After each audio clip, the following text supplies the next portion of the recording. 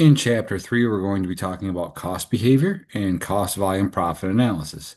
Cost behavior is a study of how your total costs change based upon your inputs, the price per unit that you have, or the quantity of an input that needs to go into each individual thing. Cost volume profit analysis is an extension of cost behavior and is a useful tool when you're trying to figure out what is the necessary quantity of something, either units sold or revenues generated, that you need to meet certain benchmark levels of profitability. For both of these techniques, the most important thing by far is to be able to correctly identify what are your fixed costs and what are your variable costs.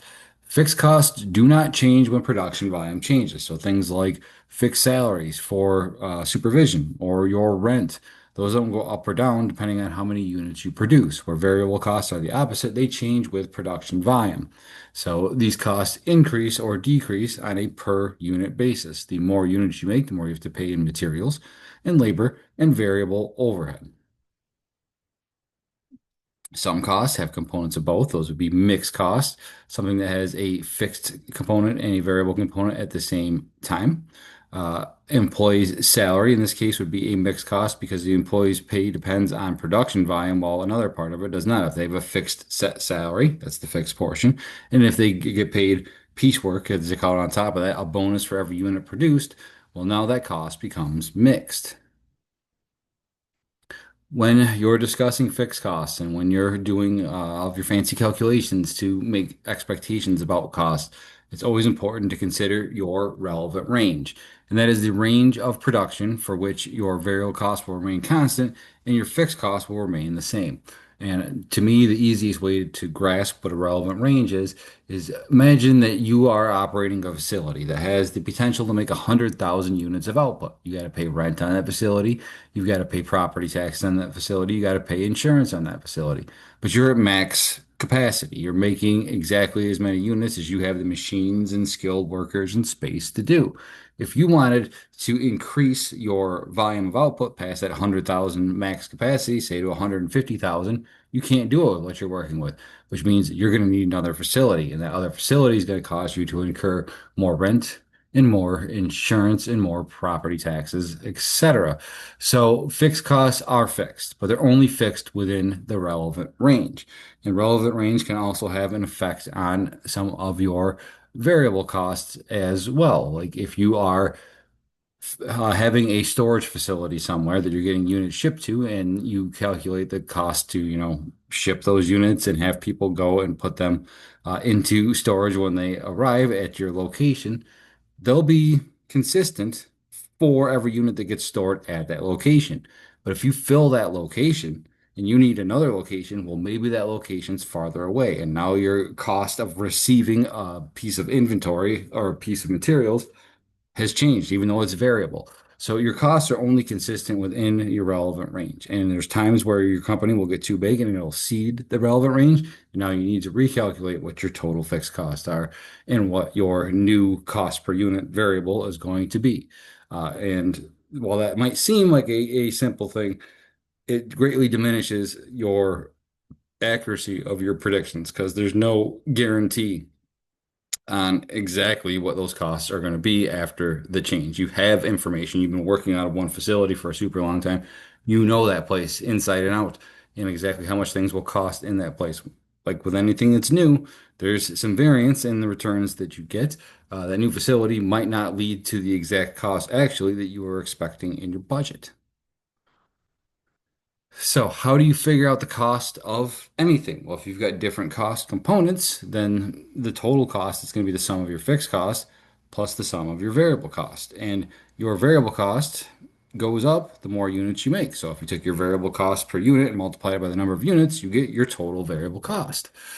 And if you look at this formula, it kind of looks like the line of the slope. And for those of you that are taking a statistics course, you're going to be real familiar with this formula. It's the regression equation.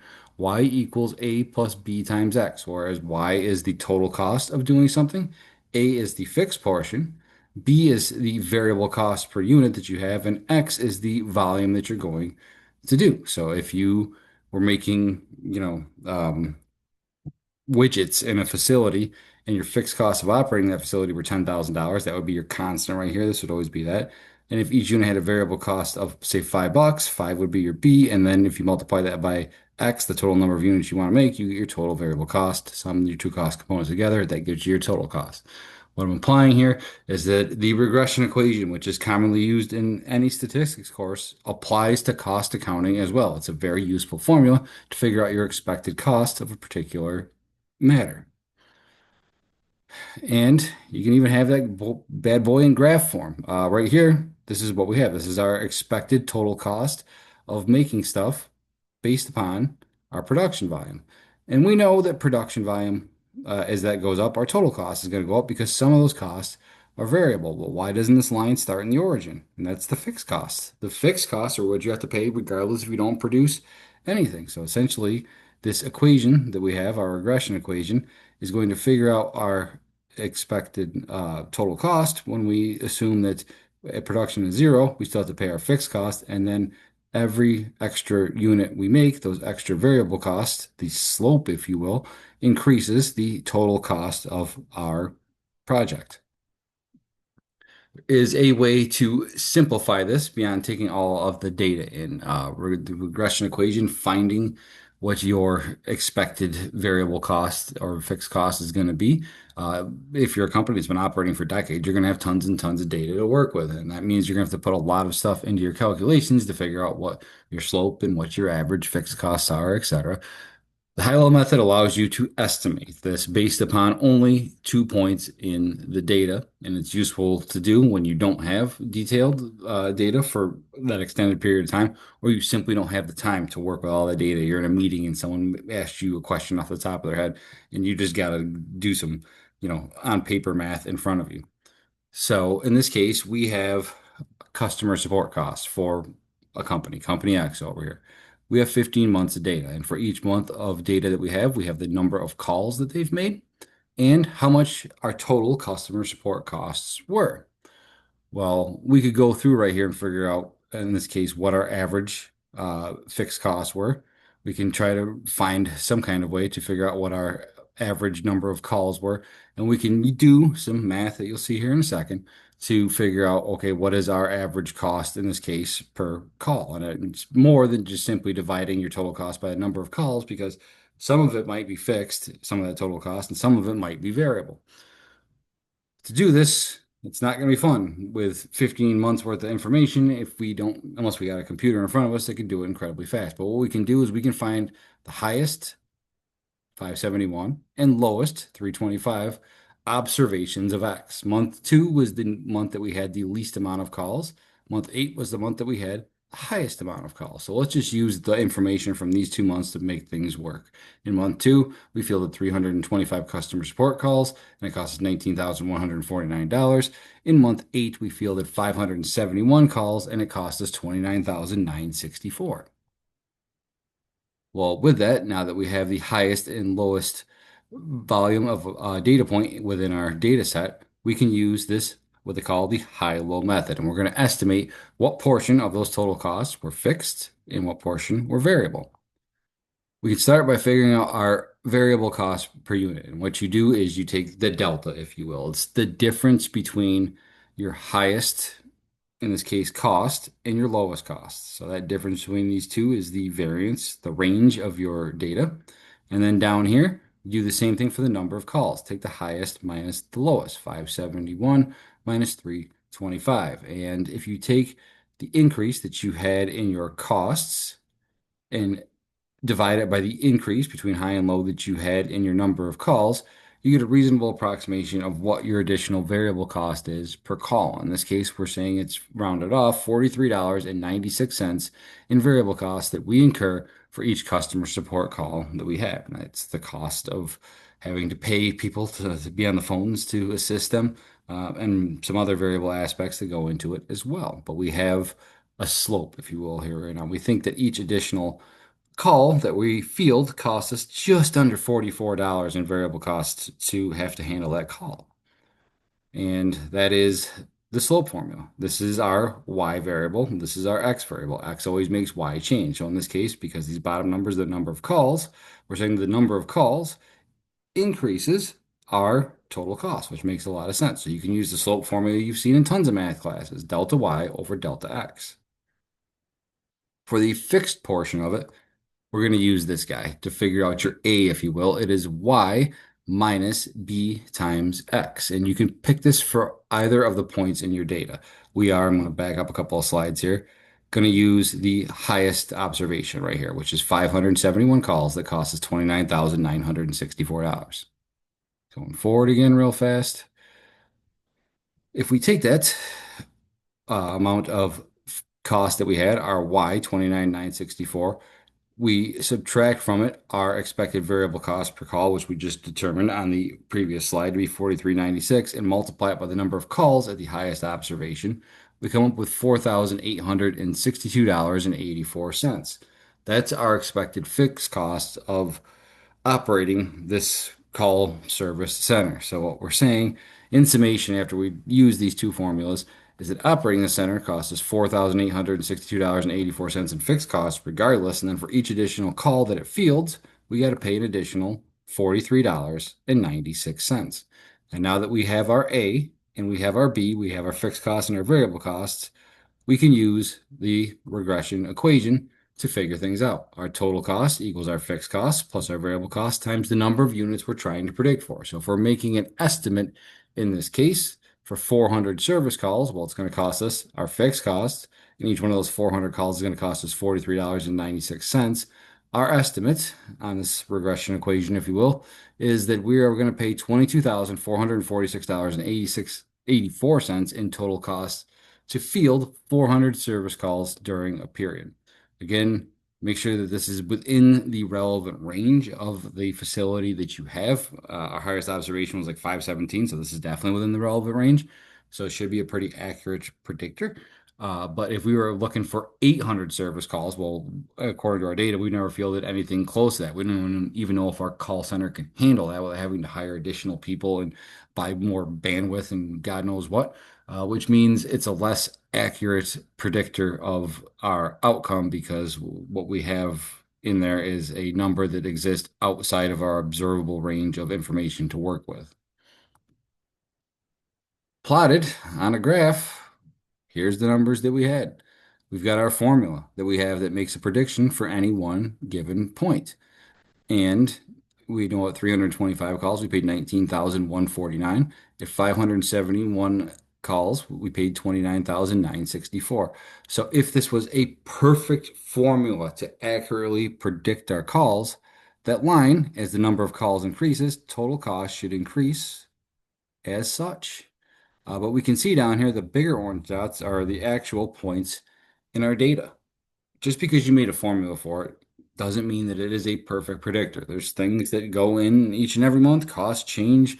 Some calls take longer than others, things that we're not quantifying here in our formula that don't make it a perfect predictor. But what you want is to have a regression line, if you will, going through the middle, which your actual observable data would be close to. And that's how you know something was a fairly solid predictor. So what about for us over here?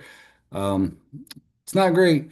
It's not the worst thing in the world. It's not like we have dots hanging out over here or dot over here, but it seems to be overestimating our cost based upon what we have.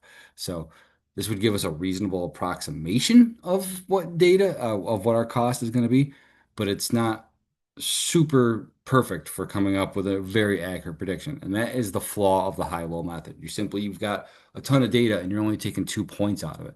So if you've got a point in that data that's an abnormality, that's not consistent with the rest of the data, it is going to cause you to come up with a regression equation that isn't the best predictor. And I think in this case, that's what's happening to our company over here.